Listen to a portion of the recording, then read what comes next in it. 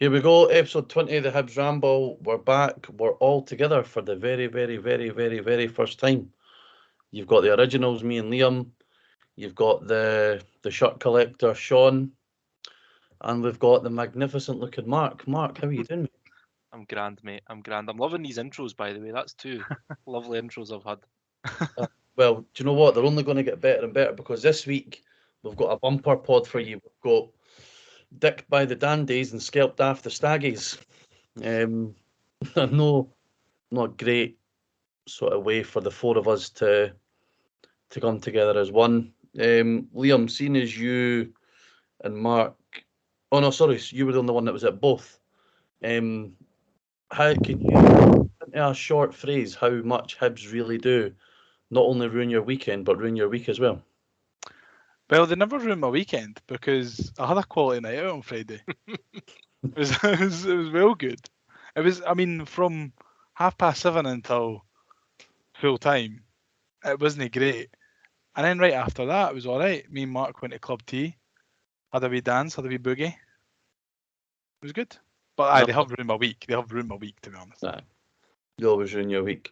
Marc, what was your take on? I know we've said we're not going to go into Pittodrie too much, but I think given the fact that we also lost the game last night, it's interesting. We need to try and pick the bones out of where we're going wrong. My take on it was I watched it in the house, right? And my analogy about the game is that if you had fallen asleep in the 44th minute and you had woken up at full time and you'd have asked somebody, oh, I fell asleep during the Hibs game, what was the final score? Absolutely nobody, and I mean nobody, would have said 4-1 to Aberdeen. Do you feel the same as that, having been actually at the game, given the absolutely shite views that you get for the arse end of Pittodrie Stadium? I think that Aberdeen played us to perfection, if I'm being honest. And I don't think that's difficult, which is a criticism of Hibs, but I think they played us to perfection. They allowed us to have the ball. We had the vast majority of possession in the first half, and we were the better team, there's no doubt about it. But they sat back, and every single time they hit us on the counter, I thought this is going to be a goal. Every single time. And I think they did score a couple of counter-attacks. They scored for a set piece, which is a weakness. I don't think it was a 4-1 game, but at the same time, I think Aberdeen just played us exactly how every team seems to be playing us now. Let us have the ball, let us play along the middle of the park, but as soon as we hit them on the counter, they're vulnerable, and that's what killed us against Aberdeen. No, you're right. Shaun, the two major talking points, well, one major talking point was the penalty for Aberdeen. And then also, I'm interested to get your two's take on it as well, because I felt when you see the way they've drawn the lines that Miko was offside for our goal. I didn't act when I saw for our goal, when I initially saw it, I thought, oh, he's going to be offside, maybe because of maybe Melkerson's touched it or whatever, and he did look offside. But then when you see the replay on Hibs TV, I was like, oh, there's not going to be any issue there. My concern was obviously if the deflection or the touch was meant and what the ruling is between that. But as soon as I saw kind of the replay, straight away I was like, well, this is going to count. And on commentary as well, don't know if you remember, they were very, oh, it's going to be called off. It's not going to count, blah blah blah, whatever. But they hadn't taken into consideration, obviously, the bounce back and the deflection. What about the penalty? It's dreadful. It's honestly, I think I don't know if I mentioned it in the chat or if I tweeted about it at the time, but it's, especially because there's VAR, it is genuinely one of the most baffling decisions in my eyes. I don't get how VAR's meant to be there for a clear and obvious error. If you're spending upwards of 3 to 5 minutes looking at one angle and still images, which is what the referee's seen, he's going to find an issue. It's not a clear and obvious error, so therefore he shouldn't need to go to the monitor in the first place. It would only be a clear and obvious error if Marshall had wiped him out, like completely went right through him and took his standing leg away or something like that. But Duke kicks the the ball out of play, and he overkicks it as well, which I think doesn't get taken into consideration enough when penalties are involved. And you can see even from the still and the one replay that his left leg is already dragging along the ground, and then his right leg does like a little, like a pounce, like a little dive, and then he just makes the most of it from there. Marshall doesn't actually touch him until he's already on the ground, and then he catches him at the end. Does anybody blame Marshall at all? Because I don't. I think Duke was already going down. But do you not think that by Marshall coming out the way that he did gives the ref a decision to make? Nah, because think back to where it is, Marshall doesn't need to be where he was. I know, but with VAR, you'd think that you would be covered. You know, if you do make, like if you do get the ball, or you don't make a foul. You know, I think that gives the goalies a little bit more leeway as to what they can really do. But I'm in total agreement with you, Shaun. I think Duke. I don't want to say it's a dive because it's maybe not a dive. He's maybe not trying to con the ref, but I do think that I don't think it's a penalty. Plus, he wasn't getting the ball anyway. Even if Marshall wasn't there, his touch was far too heavy. It was going to go out before he would have got to it. My concern was as soon as it went to VAR, that's when I started to be concerned. As soon as the ref goes over to check his monitor, like the ref. Even before that, he's having a conversation with the man on VAR, whoever that was at the time, for a good at least 3 minutes, minimum 3 minutes. They're having a conversation, and they shouldn't need to have a conversation about anything that long if it's clear and obvious, which is what the main reason for VAR is. The irony is as well that without VAR, we would have had a free kick and Duke would have got booked. Yeah. And you need to remember as well, you need to remember that this, when the referee's holding his earpiece, listening to whoever's on the wee portal watching the screen, you need to remember that that's the decision being made there, that you need to go and watch the screen to find out for yourself. That took up about 5 minutes, not to make the decision, but to decide whether or not the referee has to go and look at it. That's mental. If you think the referee needs to go and look at it because there's a decision to be made, it should be immediate and obvious, clear and obvious. The fact it's taken 5 minutes to go and actually look at it, then a further few minutes, how is that clear and obvious? It's absolutely bizarre. I do think there's an argument to be made that should we start setting time limits? So for a decision like that, no, but what if the thing is if we were on the other side of that, do you not think that we would argue that we didn't care how long it takes as long as we get the right decision? Well, they were saying that on Sports Sound last night. They were saying, obviously it's going to take a little bit longer at the start because they're just getting their teeth into VAR. But if it takes 2 minutes, if it takes 5 minutes, does it matter if the decision is right? If he took 5 minutes there, and at the end of the decision, he ruled for a free kick to Hibs and a yellow card to Duke, we wouldn't be having this conversation. Yeah. You know what I mean? I think there should be a time limit. I think there should, because a VAR fundamentally is for clear and obvious errors. And if it's a clear and obvious error, it shouldn't be taken that 5 minutes to then tell the referee, go and see it for yourself. If it's clear and obvious, it should be almost immediate. You need to go and find out what's going on. You need to go and have a look at it. Then the referee might spend, fair enough. See if it takes 30 seconds, then the referee goes up to the screen and then himself takes 5 minutes, fair enough, because the referee wants to get that right. Yeah. But the fact that it's taken 5 minutes to then tell the referee, you need to go and see, that just makes no sense. I think there needs to be, we've seen it when it came in the Premier League and the Champions League, like all these, the things that VAR can get involved with but can't get involved with, like there was an argument last night, I think, for one of the goals. I think it may have been the first one where Ross County got the corner, but the boy that tried to play the ball was offside. But they got given the corner anyway and ended up scoring off the passage of play from it.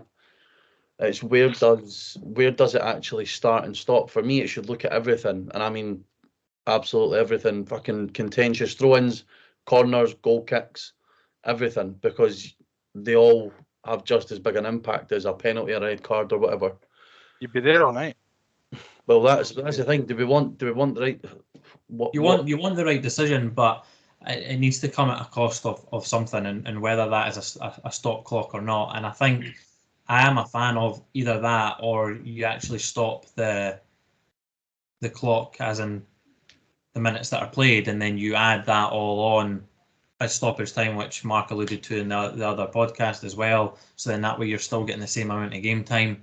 But I think the only things where you can't really have a stop clock like that would be the drawing of the lines for offside and onside, because you want to give the attacking team what is meant to be the benefit of the doubt when it comes to the drawing of the lines as well, and the whole phases they play as well. The whole phases they play, I think, can sometimes be difficult, and that would make it hard to put a time restraint on that. But again, how far back do you go when it comes to the phases they play? But it's not just that, it's when the game, if something happens and the ref's like, right, play on, and then the other team go up and score, then it's like, oh no, we now need to pull it back because there's a penalty at the other end. If it was a direct, I came through the back of you, Craig, foul, should be a penalty, and then straight from that, it was a straight counter-attack, I can understand that. But then if there's a wee bit of build-up to it, then you're talking 2 or 3 different phases they play, and I think it's a case of trying to get that right. But I don't think many leagues have even got that right yet. Because I like the way Australia do it. I like the way they do it. They have like the VAR whatever, but they're in constant communication with the referee. It's not just decisions, it's constant throughout the 90 minutes. The referee's speaking to them, they're speaking to the referee. Watch it for him, watch it for that. I like that constant communication. Then it's, if there's a decision to be made, the referee's right, what's that about? Go and check it yourself, and they go and check it. I quite like that way, and I've seen some videos and stuff like that, the way they do it, and it seems to work really well. It doesn't ruin the flow of the game, and it gives that referee just that sort of... They have been doing it for a good 6-7 years as well, so they have kind of got it down to a T on how it needs to work as well. I do think the additional issue comes from the fact that we're now, so the guys who are our elite referees supposedly are the ones taking the games. I'm sure I've seen that the one who was the VAR for us up at Aberdeen, had only ever actually refereed as high as the Championship, and it was twice. Yeah, he's been asked to be effectively the sounding board for the referee in a 3rd versus 4th, but quite key game for both sides anyway. And it's not as if it was 2 of the smaller clubs going for it. You've got 2 outside of the Old Firm, 2 of the biggest clubs in Scotland. So it just opens up so many more questions about referees, and should they be full time, and should we be looking to get refs in for elsewhere. But we'll move on from being depressed about that to being depressed about Easter Road last night. Liam, what was your thoughts when you seen the team, and especially the baffling, for me anyway, the baffling addition of Dimitri Mitchell? I was very, very surprised to see Mitchell in the team, considering, I mean, I can't even remember the last time that he got on the park for Hibs. So not like Parkhead for about 6 minutes. Must have been then. Because he was at fault for one of the goals. I mean, I thought it was odd. I don't think that... I mean, Chibrai hasn't been great recently, but I don't think that merits Dimitri Mitchell going in over him, unless Chibrai has picked up a knock. I was also confused as to where the fucking hell Kyle McGuinness is, but I was to be honest, on a lighter note, I was happy to see Melkerson starting, because I felt he made a difference on Friday. He was obviously a vital part of the goal that we scored on Friday, but I was happy to see him start, and I think that him being fit is only good for us, because I think he brings a different dimension up front, especially with Nisbet still out. Him being fit's like the Switzerland flag. It's a big plus. Sure it is. Mark, we also seen the continued number 10 slotting in of Ewan Henderson. What's your thoughts on Henderson overall? Because he's not.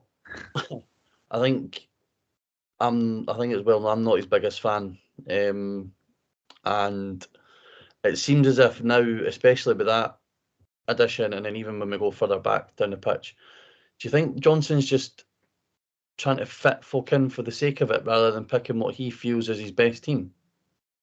Potentially, yeah. To be honest, when Henderson first came in, I thought he was a player. I thought he really was a player. But as times went on, I thought he's just too.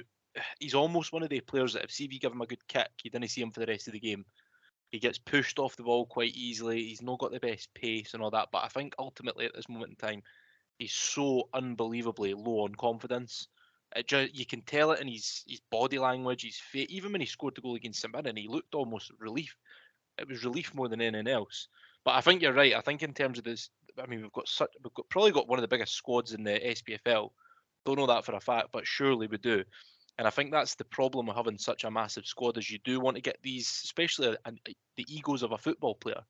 You want to get as many of them in as possible. And I think that's probably Johnson's problem. He doesn't know his best team, and he's just trying to use as many as possible. And that's probably explains why Demi Mitchell started as well.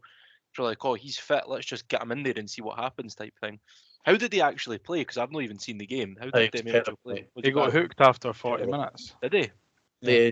Johnson said in one of his interviews, I think it was the 1-3 match from Hibs, that it was either between him or he said Tavares first. He said him, Tavares, and then he said Jabraya or Stevenson. So he obviously wanted to go for a more attacking threat, but obviously didn't work out. And then instead he put in Tavares on at that point.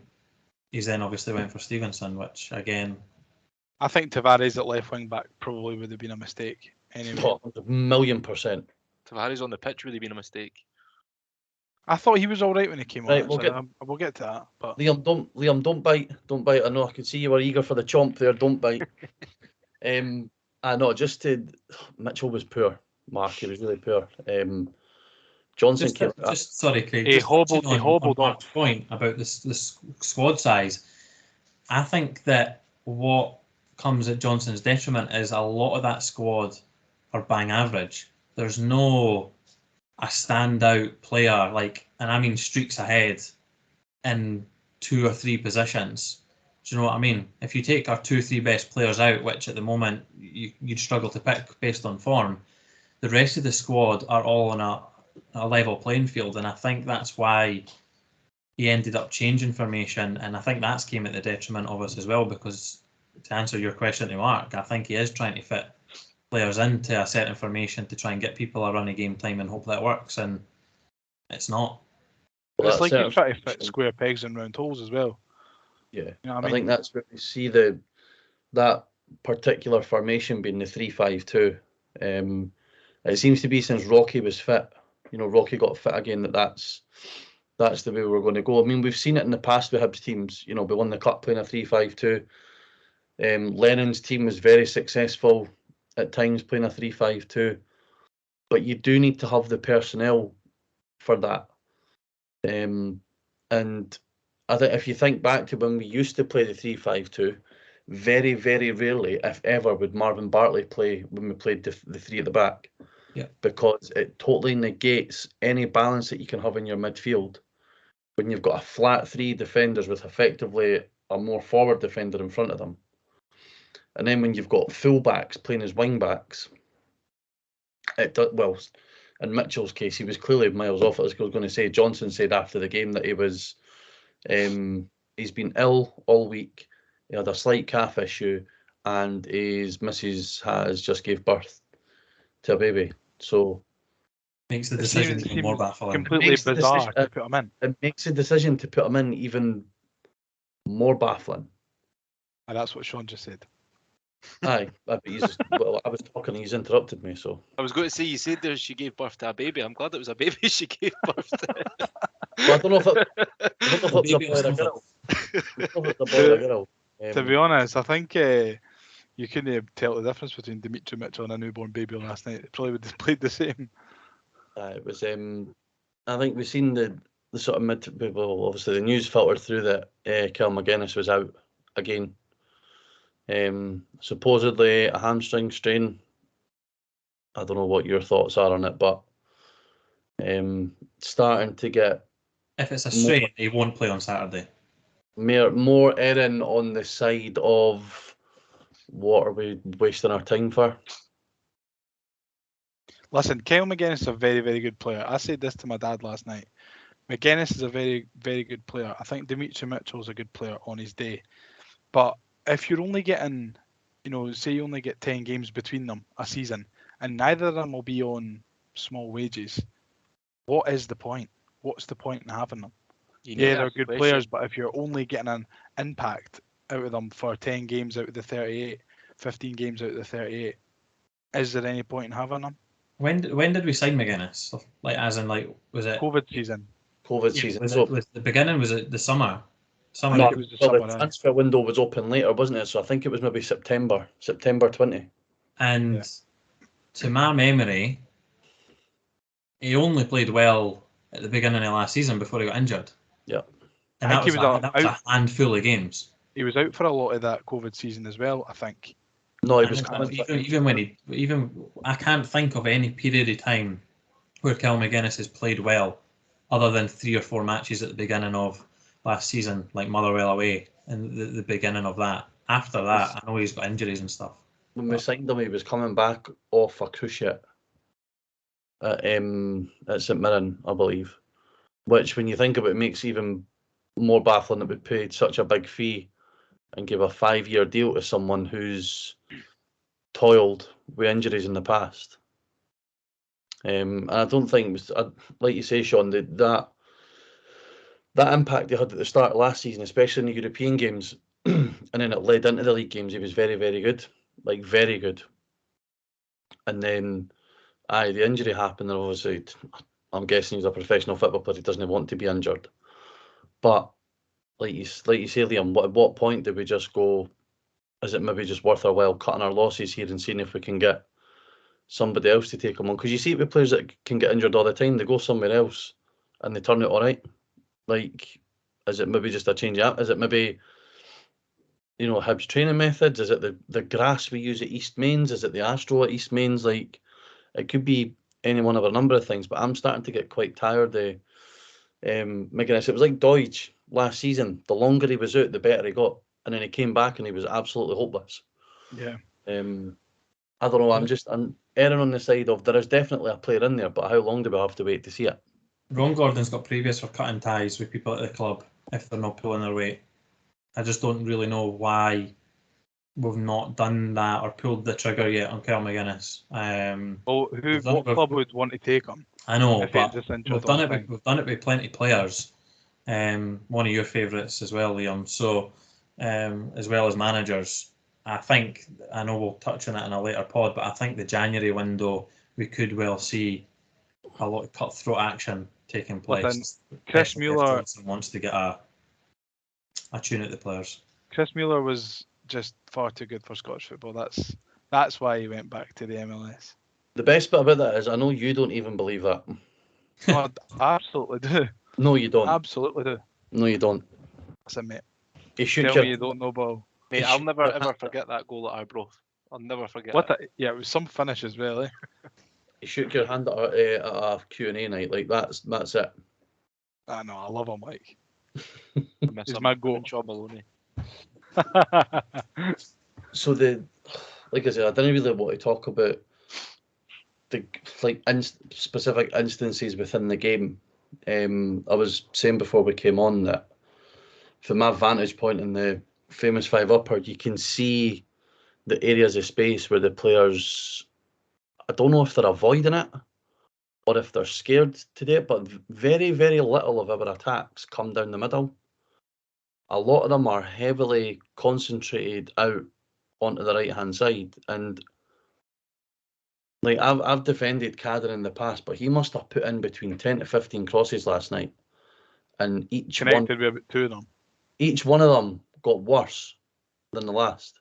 The only cross I can remember of any quality was Stevenson's when he came on, and he was absolutely livid with Melkerson for not throwing himself at the ball. And considering the amount of crosses that we overhit, especially in the second half, it's very concerning that we put in between 20 to 30 crosses, and between the 4 of us, we can only probably agree on one that was decent. And Johnson said to Hibs TV after the game that we need to put more crosses in.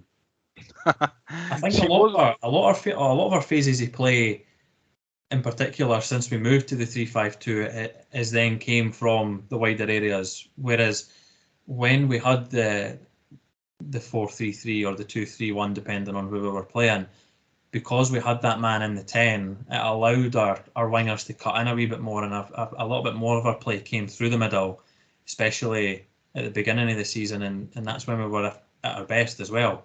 We saw like Boyle and Ewan cutting in and becoming our second and third striker, and a lot of our play came through the middle three at the time, which is why Josh Campbell was getting a lot of success as well. Mm-hmm. So it's just very frustrating to see that, touching on the previous point, he's changing the shape to fit players that are coming back instead of just sticking to what we probably should have stuck with. Yeah. I made a point on the last podcast about what you said about how we cross the ball all the time, and that seems to be the tactic that we play under Johnson, is we very much a crossing team. And I mentioned last time, the problem that I've got, that's all well and good when you've got Big Mick on the pitch, right, and you can cross into a big 6'5" boy, but it's when your sort of Tavares or whoever you've got on the pitch is like below 6 foot, and they still continue to just put balls into the box.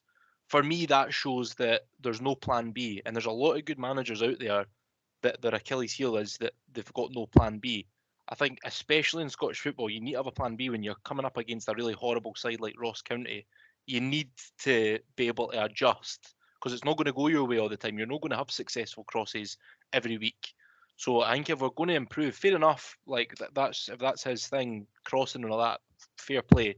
But he needs to start bringing in a plan B, so that when we take Big Mick off, or we take our target man off, we start playing in behind, or we start playing through the middle, or whatever. We put low crosses, and I don't know, but we can't just continue to put balls in the box and hope for the best when it's a 5'6" boy on the receiving end of it. Do you think we're doing enough analysis on the opposition? And the only reason I ask that is because, like you said, Mark, right, Aberdeen played us perfectly. Ross County last night played us perfectly. One of their players at centre half couldn't get a game for us in the Championship 5-6 years ago. 7 years ago, actually. Keith Watson. Oh, was he playing last night? He's the captain, mate. Fucking hell, I thought he was long gone, man. So I mean, he signed for Hibs at this first season we were in the Championship. So you're talking what? That's 2014, 8 years ago. 8 years ago, and he's now. You know, Johnson made a point of saying after the game, we were schooled by two really good centre halves. One of which, by the way, ended up in the middle of our 6-yard box to score their second. But do you think I don't think Johnson strikes me as a manager who's we're going to play our way, and we're going to play very how Brendan Rodgers got criticised for playing the way he played in Europe with Celtic. We're going to play our way. We're not going to adapt. That's what he strikes me out. Given these backroom staff, though, especially Adam Owen, who's got like his pedigree's unbelievable when you look at where he's worked, the roles he's had. I mean, I follow him on LinkedIn. We're a connect on LinkedIn, I think. And he's constantly putting out like football seminar stuff, football basic, and all these stuff that makes the game look so much more complicated than what it actually is. But to me, it seems like we're not doing any analysis on what teams, the opposition that we're going to play. Like Ross County, they're just going to sit with two banks of four and hit you on the counter. That's what I was thinking, because I bet you Ross County will play like that against everyone that they play this season. Every single team, right, and every single system, there's always a way to beat it. Right, there's no football system that's like look at what Pep done for years at Barca and then Bayern and all that, right? The whole tiki-taka stuff. And then Klopp came along with his fucking gegenpress, and that was the next thing, and it was bang. Players didn't get time on the ball, they were getting harried everywhere. And then when teams figured out a way to counter that with this whole new mid-block, low-block, fucking cheese block, all this sort of stuff, there is a way to beat every single football system. Like, you can't go unbeaten. No football team does it. The difficulty is, and the problem that we've got is, I would probably say we are the easiest team in the league to play against. See, if you set up right, if you come in with a shape and you let us have the possession and you hit us on the counter, you've maybe got a wee bit of pace to hit us on the counter, I think we are probably the easiest team to play against. because you go up against a Ross County, you know it's going to be a tough old game because they're going to sit back and they're going to be big, strong, physical. Obviously, your Old Firm and all that, they're going to be the toughest. But for us, it's all you have to do is sit back, let us have the ball, let our centre halves push up and join the attack. Then you hit us on the counter, and you're going to get a chance, and you're probably going to score as well. We've been the most predictable team to play against, I think, at times for a good number of years now. I felt at the start of the season, when you look at the St Johnstone result, the Hearts result, the Rangers result, that there was a bit of a steely resilience growing within that squad. How many Hibs teams in the past would have just taken a 0-0 away at McDermott Park, or battled like fuck against Hearts till the last minute and still just came up short. And I really felt as if we were. I know the League Cup campaign was an absolute horror, but it felt like this team was maybe going to be a bit different, but they've now went the complete opposite, and that don't want to call out names because they're professional football players and I'm not, but you could see a number of them, and as Lewis Stevenson was quite honest in his post-match interview as well, he said too many of them went into their shells and it's not good enough. Like, you didn't want to come across as sexist, but you need to be a man. You need to stand up. You can grab yourself by the balls and go, no, come on, we'll fucking work through this. Show your own inner resilience. But too many of them were just like, nah, do you know what? I don't want the ball. Don't give me the... You know what I've seen the last few weeks is you talked there about the St Johnstone game, the Hearts game, Rangers game, stuff like that. And it seems to me like they were pulling for each other. They were battling for each other, battling for the manager, and dragging each other through the game. And I didn't see any of that last night. Yeah. Nor on Friday. I didn't see any of that battling for each other. It seemed like it was everything that they did was laboured. I think at times, especially, the last 10, 15 minutes, the last 10 minutes, we were battering them, but it still looked like we couldn't really be arsed.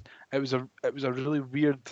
I think the difference between the point you're making, Liam, and where we're at now is because I think, especially the last couple of games, the last couple of defeats when we went 1-0 down, it's abundantly clear that they don't trust the plan. The players aren't trusting what Johnson's asking them to do.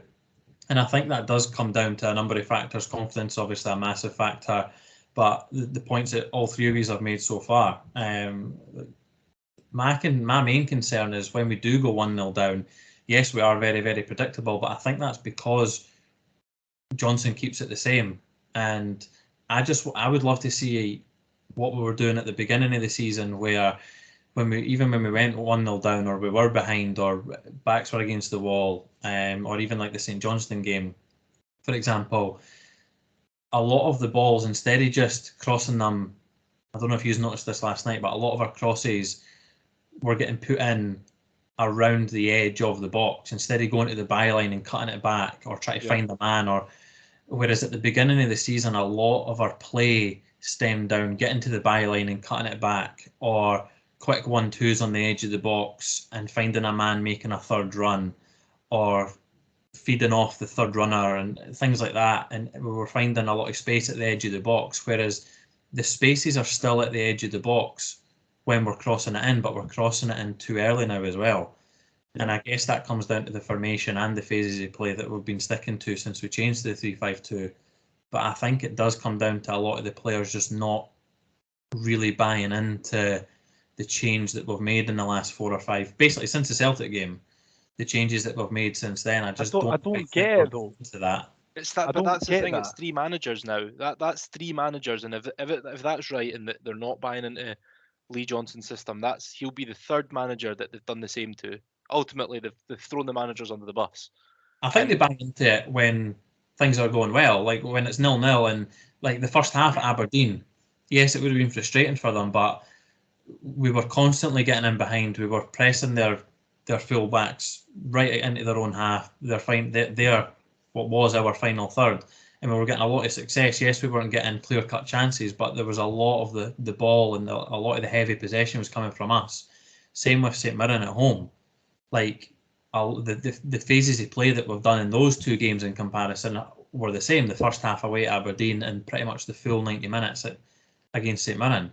But it's as soon as we don't get that break, or we don't get that penalty, or we don't get that red card against us, or whatever it could be, mentally, I think it's draining for the players, and it takes a lot out of them, especially when it doesn't, or it isn't successful. For me, Mark, you're saying there, sorry mate, you're Sorry, saying mate. there with three managers that the same group of players haven't bought into. So Maloney and Ross are sacked, but it's the same players that are playing for these three managers. So when do the players need to step up, take responsibility? The fact that, you know, this might be, I mean, and I'm in no way saying Lee Johnson out or anything like that, but I mean, everyone's seen the meltdown that's happened on social media about Lee Johnson and Ron Gordon and all the rest of it.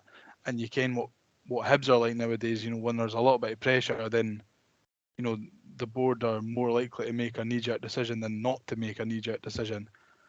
So if Lee Johnson does get chased out, then is it Lee Johnson's fault? Is it the players' fault?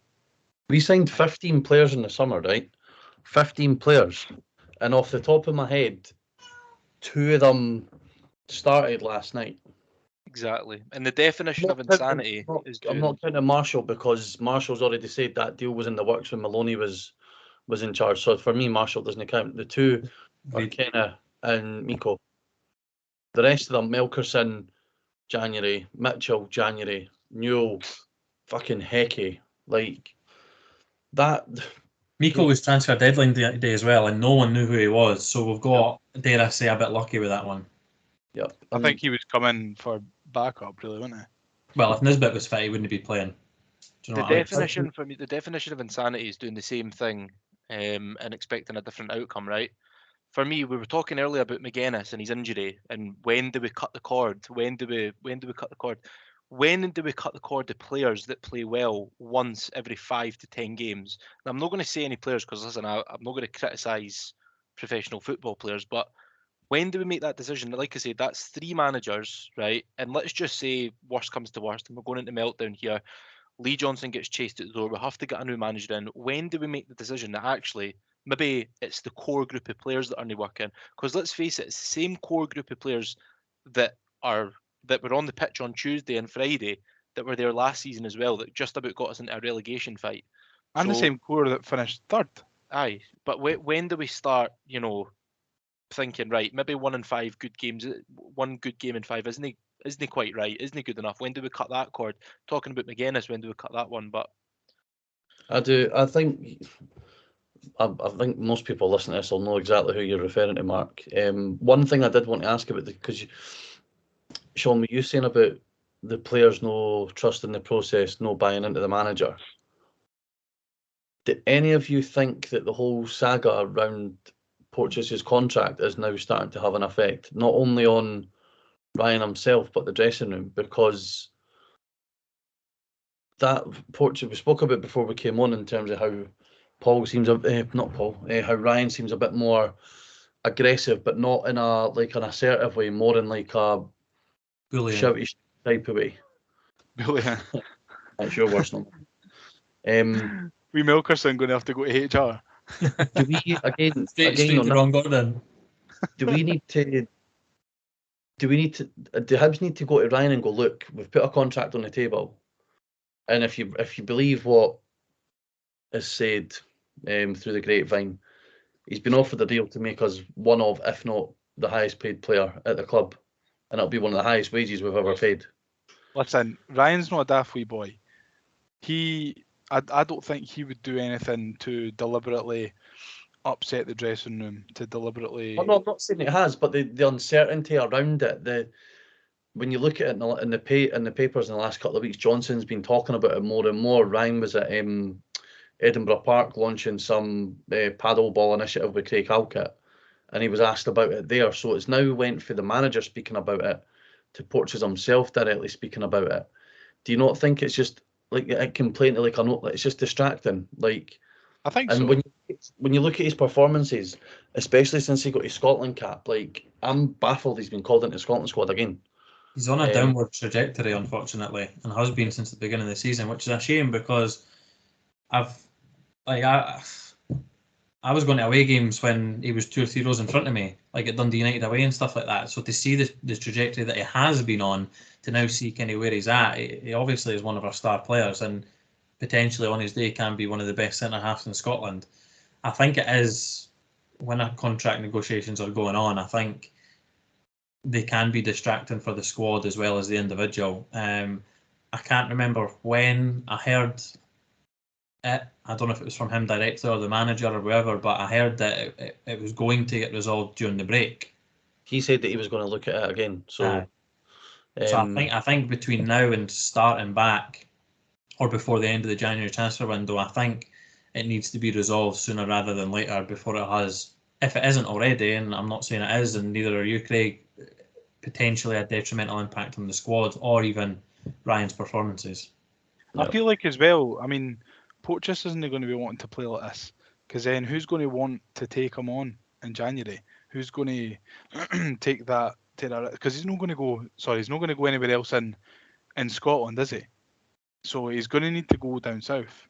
Or realistically, he might do we go want somewhere to else. pay one of the highest salaries ever for somebody who's been performing the way he has the last few weeks? But you could argue you can that the players in there though, for Porto. You can that we've got a player there who's very, very good. I think that it's definitely weighing down on his mind. It's definitely affecting his performances. And I think then he's probably thinking about it even more. And then he's getting more stressed about it, more anxious about it, and it's making him play worse even then. You know what I mean? Right. A couple of quick ones before we move on to the questions.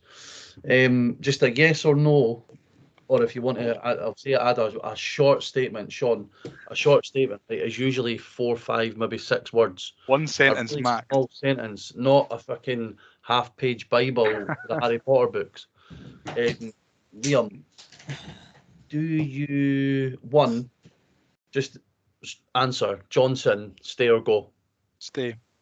Mark, stay or go? Absolutely 100% stay. You heard me in the first half. I'm not like that. Sean, stay or go? Stay, 100%. Right, we're all in agreement for that. But Liam, do you think that, just based on what Sean was saying about the process, and there's been rumours of discontent in the dressing room, finger pointing Johnson, I think we've all liked he's been incredibly honest when he's spoken to the press, whether it's the in-house club media or the broadcast media, finger pointing, the players haven't done this, the players haven't done that. There's been players sniping back, well, instead of blaming us, blame yourself, you're not doing it in the right way. Do you think we seen scenes last night that, personally, last night was the first night I was concerned for Johnson, not because I want him to go, but because I feel like these players aren't, like you said, the first few weeks they were for each other. Last night seemed the complete opposite. Yeah, no, I think I agree. I can't really see an awful lot of Lee Johnson from where I sit. Like, my view's kind of impeded by the away dugout. But I usually see him right out on the touchline, giving orders, barking orders and stuff. But I didn't see an awful lot of him last night, and I also felt that around me there was a lot of discontent within the support directed at Lee Johnson, which I felt was harsh, given that this is. I mean, I can 5 defeats in 6 or 6 defeats in 7, whatever it is, isn't good enough for a club of our size. But you need to use some common sense. But to answer your question about the players, yeah, it didn't look to me as if they were fighting for him. That doesn't necessarily mean that they've downed tools and they've given up on him. It might have just been because it was a bit deflating to go down 1-0 just before the break, having had so much of the ball again. But no, it didn't look like they were fighting for him, but I still think that they will pull together and play for him. Yeah, the same with you, Mark. Do you agree with that? Considering I asked for a short answer. I just think football's a funny old game, isn't it? We won 4 on the spin or whatever it was, 3 or 4 on the spin, and we all thought Lee Johnson was like the homecoming of Jurgen Klopp, and we thought we've got the best team on planet Earth. We've lost 5 out of 6 now, and we're sad, we're upset, we're angry, and now it's all of a sudden we're talking about Lee Johnson out. Football, it's a cliche, but it's a fickle game. I think the problem that Hibs fans have got is the alarm bells go far too soon.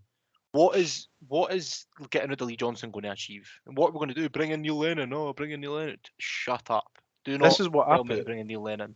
This is what I put on the Twitter. I put up, listen, the Johnson out calls are absolutely ridiculous. Football is based on stability. If we sack another manager 6 months into their regime, then all that's going to do is keep the cycle of inconsistency going for longer. If we go 6 months changing your manager twice a season, it's not going to get you anywhere at all. Football is based on stability, and it looks to me as if Lee Johnson could be the man to take us and properly propel us into a potentially a really good position. So I think that the Johnson out calls are absolutely fucking ludicrous. It's a disgrace. The Lennon shouts as well. Yeah. Jesus It's Christ. the same. Stubbs, Yogi, and Lennon. It's like. Oh, aye, because Lennon hates Rangers. Let's get Lennon Passion. on. Oh, he's got loads of passion. Let's remember Neil Lennon at a point was struggling to get a run of wins together in the Championship and did get very lucky for over a 6 month period. He left us high and dry when he went as well. Don't get me wrong, I loved the time, that 6 months period when he got Scott Allen back, and it was some of the best football I've ever seen at Easter Road.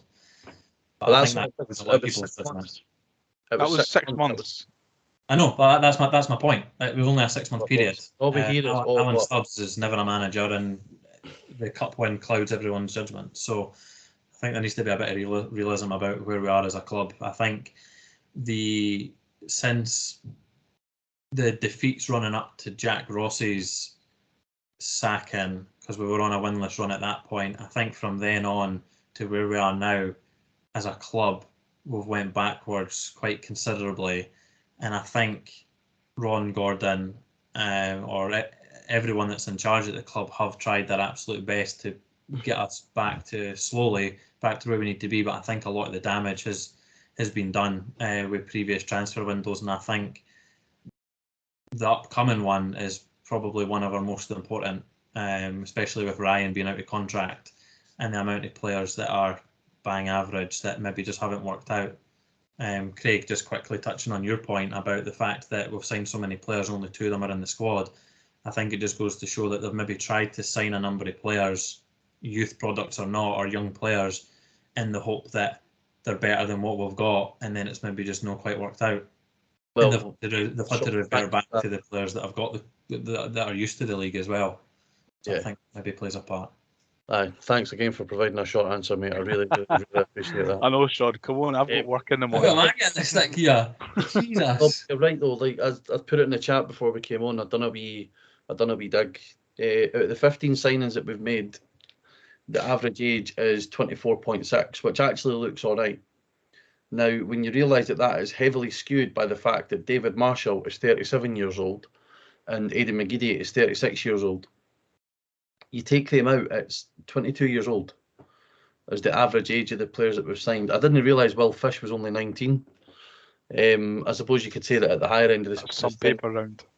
It's Martin Boyle, 29 as well, kind of skews it as well.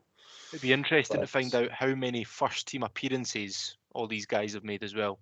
Because the majority of the people, as far as I can remember anyway, the majority of things we made were academy products that hadn't actually, they were B team players and they hadn't made senior debuts. Now that's all well and good building for the future, but are you trying to tell me that you didn't spend your Saturdays watching the Gambian match of the day for Mamadou Bojang? Right, the best part of the show, our favourite part of the show, as always, is the listener questions. Now it's time to answer the Hibs Ramble listener questions. And first one comes in from, I'd probably say the number one rambler at the moment, John McIntosh. He was right on the button, 8:45. I don't know if the game had very long finished. His question is, when will the pain stop? Never. How long was he supporting Hibs? We've also got the aptly named at Johnson out 1. You're having a laugh. At Johnson out 1 with the name also Lee Johnson out with that. Not even a capital in there. Jeez, well. Must be a Hearts fan, surely. Can we discuss Lee Johnson departing Easter Road? Yeah, right now, yeah, we can. He has to go. I'm sorry, Hibs Ramble. Shut Fuck off. up, his man, sir. Shut the hell up. Yeah, Mark, to be fair, just saying because you mentioned that it was probably a Hearts fan. As soon as the final whistle had went on my TV, so that must have been like a minute behind when it actually went, there was a Twitter account that replied to our tweet about the squad, and it was a Hearts fan, and all these replies are just all about Hibs. Honestly, embarrassing. He's probably listening to this right now. Keith Robertson's asking us down the slope, Long Bangers and the Strong Opinion boys, when are you all due for your next Zoom call with the Hibernian FC board? Well, we've not actually been on one yet. I have. Be honoured. I've been on one with Ron Gordon a couple of times. Not that I'm bragging. He was at Lee Johnson's press conference as well, by the way, if you didn't know. I think on that, right, we're not going to tell you. We're not going to tell you what it is, but we've got something very, very special lined up. Very special. Something that should put a smile back on a lot of your faces. And unfortunately, it's no news on the calendar yet. Mike, so there's not much a question. Michael is asking if Kevin is still stalking us. I've not seen him since the under-19s game. Shaun won't have seen him because obviously he doesn't really go to games. He's doing a good job then. If I've not seen him. Exactly, that's what I was going to say. John has also said to us again, when Liam said about nipping it in the bud, sack the board before the manager, in my opinion. What's everyone's obsession with sacking people, man? It's unbelievable. we only hear the board members' names when we're getting beat. It wasn't that when we had won 4 on the bounce and It's 3 clean unbelievable. sheets. As soon as we lose a game, sack everyone. Sack Keep them the all. board. Keep the board. Right, the issue is we can't sack the guy that owns us. We can't really do that. It's like, why do you want to sack everyone, man? What? Just leave them alone. But we will, during the World Cup break, we will have a few pods coming out, and one of them will be looking at the season so far, and an overall look at where we are as a club. So, aye, we'll come back to that one for you, John. John again. He is ramble daft. I love this. Yeah, what a guy, man. He starts with size. What's for dinner? I was waiting for this. I'm having chicken fajitas tonight. I had a McCrispy at 4 o'clock. I don't know if that counts. Are you having something That's after fajitas. recording? Look at the size of me, mate. I look like I'm going to have that for the rest of the night. Aye, quite right. Another McCrispy, maybe? Maybe. You never know. What's cooking up in the Corrigan tumble dryer tonight? A steak pie, chips, and some green beans. Where's the steak pie from? It's from Aldi, unfortunately. Oh, It's one of the big ones with the big crust on the top. Of Big the people hat. the Bergerac, I I'm think it's excited for it. I'm absolutely got a throbber just thinking it. that's a bit much. There's that clip. Oh, that should be the caption. What does Shaun have a throbber about tonight? Just dropping a thing about, I don't know, children, and we can clip the children bit and piece it together. I'll ramble Twitter account if that goes Oh, up. God. Mark, what are you having? Well, my good lady wife is out for dinner with her father at Tony Macaroni's, so she is bringing me home some pasta.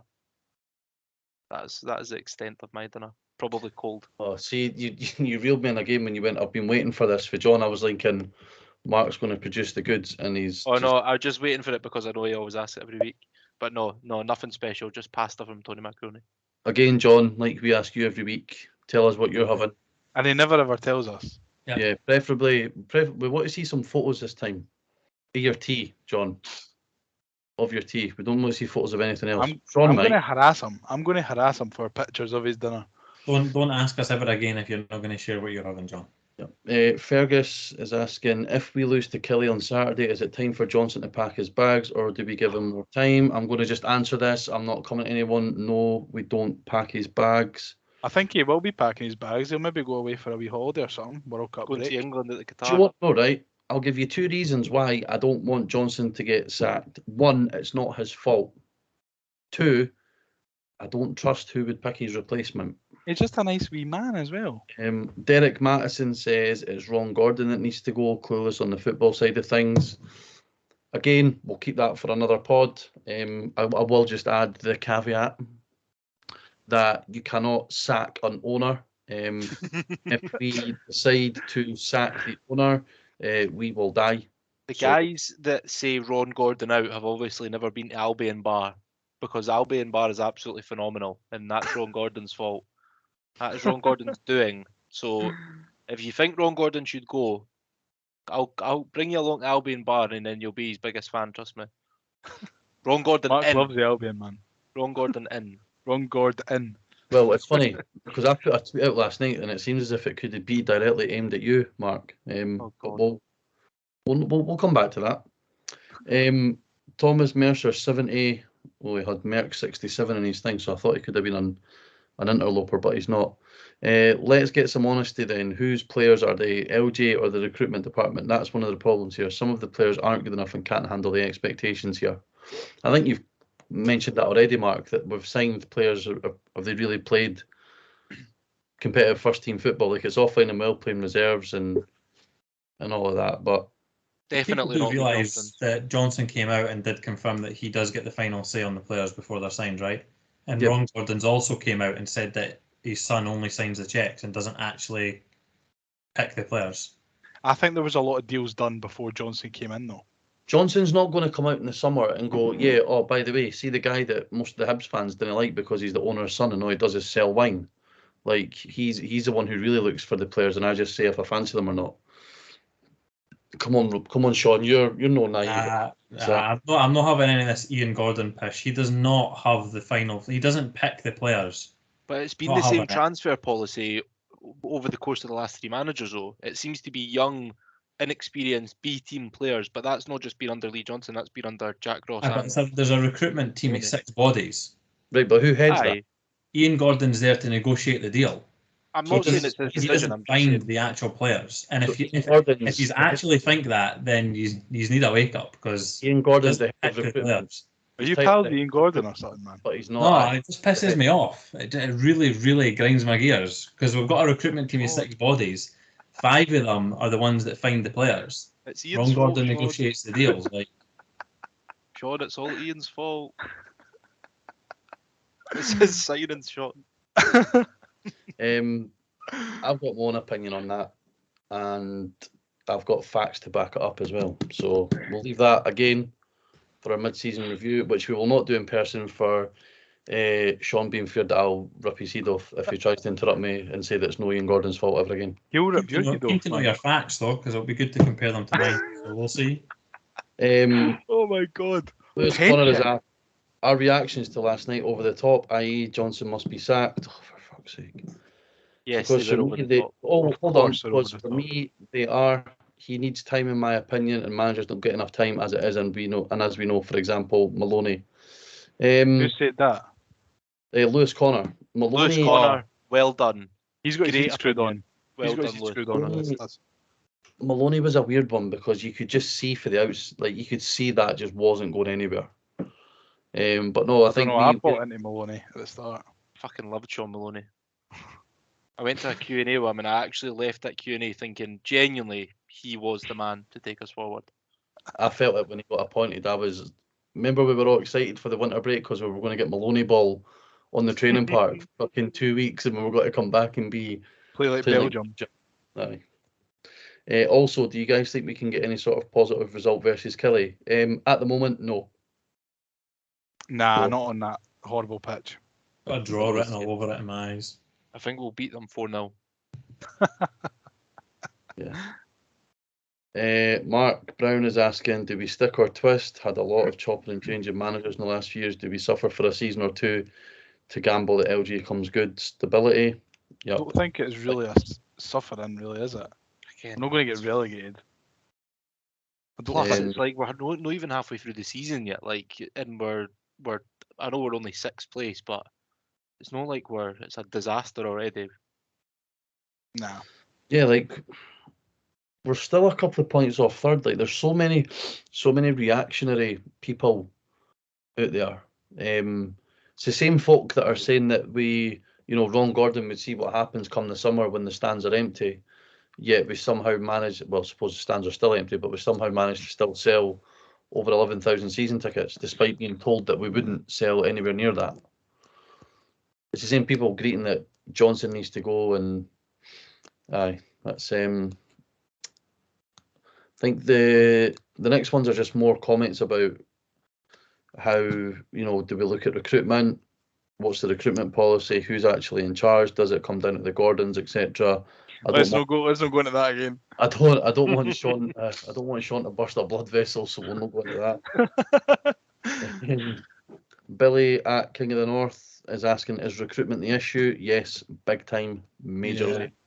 I think it is an issue. Jeff is asking, I listened to various players from the 2016 team talk about the dressing room and how it was the best they've been a part of. The impression I get is that the current one is nowhere near that. How do we fix it? Paintballing where it's the players against LJ. That would be very Shan. Could you imagine? That's so Shan. Could you imagine Miko standing over LJ with a fucking paintball rifle ready to blow his brains out? Like, oh my god, paintball the players versus LJ. That's a belter. I think. See, for the dressing room comments there, I think obviously we don't know what goes on and how it compares. I think that 2016 Cup winning team is an anomaly because you get people still talking about it now. I think this is just a normal dressing room, really. I think players would say something similar if we had won one of the many chances to win a cup under Jack Ross. Yeah. Well, I mean, it's just because it was a winning team that won something, and then they happened to win the league the season after as well. Fond memories, isn't it? I do think it is all part of, like, when you look at the club now, like, there's so many players for different cultures. And one thing I did notice last night was that they all seemed to warm up in their own wee groups. Mm-hmm. So I don't know if that's... the thing is, though, when they talk about that dressing room culture, 4 of the defence that played that day were either on the park or in the dugout last night. One of them being the captain. Do you know what I mean? So it's... I don't know how you go about fixing that. The last one comes from Callum, who's asking, I personally want Johnson to get more time, but that aside, does it matter who the manager is with the current setup at the club? No, for me, it doesn't. I think it does. I think it does. Well, I think, a manager's always got to stamp his authority, not his authority, like his philosophy. Yeah, no, but sorry, what do you not think? Callum's saying that the setup, like behind the scenes, like off the field at the club, like would it matter who's in charge if the way the club's being run at the moment off the pitch? It would, but I think the club's been run all right. I think. Yeah, I think. Fair commercial perspective, I don't think you can disagree. Like commercially, like you're saying about the hospitality and that, unbelievable. But they're pumping a lot of money, and it's fair enough. Look, don't get me wrong, the players that we've signed aren't great, but at the same time, he's splashing the cash on big wages. Do you know what I mean? He's signing players on big wages. Fair enough, it's not been the right players in some circumstances, but you can't really blame Ron Gordon for that. You're not going to get them all just right. The one with the check. No, but to blame the head of recruitment, whoever he is, because it's definitely no Ian Gordon. Sean's going to cry. Leave him alone. Fair, I didn't say he wasn't the head, so and he leads it then. I said he is the head. He signs the checks. The head signs everyone off. But aye, Craig, we'll not get into that. Don't when you get upset and bring your facts into it. My facts are facts and your facts are lies. Oh my goodness gracious me. I don't even know where the fuck that came from. But anyway, we'll wrap it up this week. To finish this mid-season break on a high, we'll have not one but two Premiership reviews for Liam, because he's going to review the Pittodrie pie and the Killie pie. We've just not got time for it this week. Yes, I will. I'll do both next week. That's a good idea. Yeah. Well, we can forgot about that. After me and Sean have traded addresses and had a wee square go. So video's pending.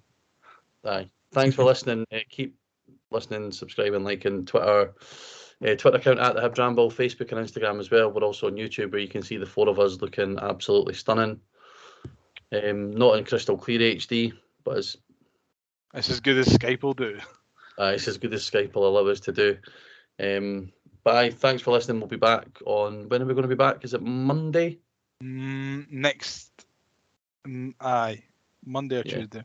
Sorry, we've not really done much of a Kelly preview, but I think we're all just fed up of talking about Hibs and now it's fucking draining the life out of us. So Well, I'll give you a score prediction: 0-0. no, we'll get the predictions out on Saturday for the pre-match tweet, mate. You know that already. 1-1. 0-0. 4-0. No. Right. Thanks again for listening. We'll see you next week. Bye Cheers. everyone. Love you. Bye. Bye.